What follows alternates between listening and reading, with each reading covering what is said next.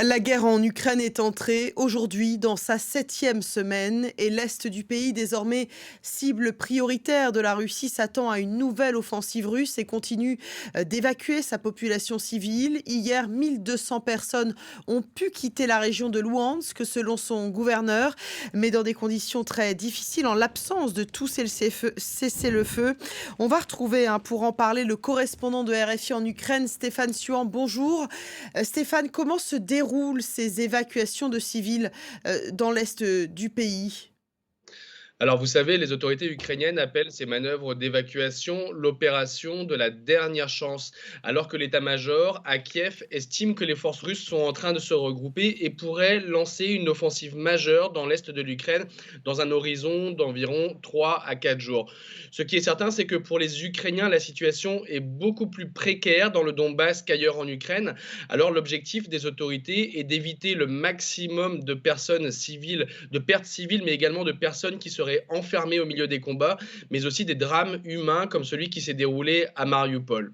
Ce que l'on sait pour cette journée de jeudi, c'est que les autorités ukrainiennes et russes se sont mis d'accord pour 10 couloirs humanitaires, principalement dans les régions de Lugansk au nord du Donbass et de Mariupol au sud du Donbass. Seulement, malgré les efforts du gouvernement ukrainien pour évacuer ces personnes civiles, il y a encore des difficultés matérielles. Les trains ne fonctionnent pas bien parce que les voies ferrées ont été bombardées par les forces russes.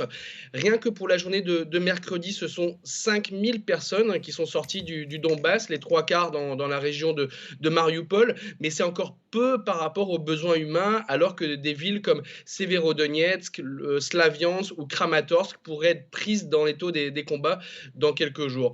À noter que le président Volodymyr Zelensky signale que les autorités russes font ce qu'elles peuvent pour éviter les évacuations de Mariupol.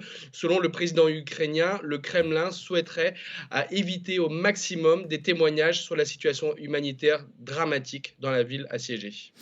Stéphane, vous êtes à Kiev en ce moment même, où l'étau militaire semble s'être desserré ces derniers jours. Est-ce que l'on est en train de revenir à une situation, «normale» entre guillemets, bien sûr, dans la capitale ukrainienne? Pas encore, je dirais. Alors, on va dire que la situation s'est améliorée par rapport à celle qui prévalait il y a environ un mois. Cela fait désormais plusieurs jours qu'il n'y a pas eu de bombardement sur les périphéries de la ville et désormais, la crainte d'un assaut massif semble écartée. Résultat, le centre-ville de Kiev revient petit à petit à la vie. Des commerces, des cafés, des services commencent à réouvrir. J'ai aussi noté depuis hier une augmentation du trafic automobile, ce qui veut dire que de nombreux habitants sont en train de revenir dans la ville. Je suis même resté coincé dans le premier embouteillage depuis cette semaine, ce qui est un signe qui ne trompe pas. Néanmoins, la municipalité de Kiev met en garde contre cet afflux et conseille aux Kieviens de différer leur retour d'au moins une semaine afin d'observer la situation.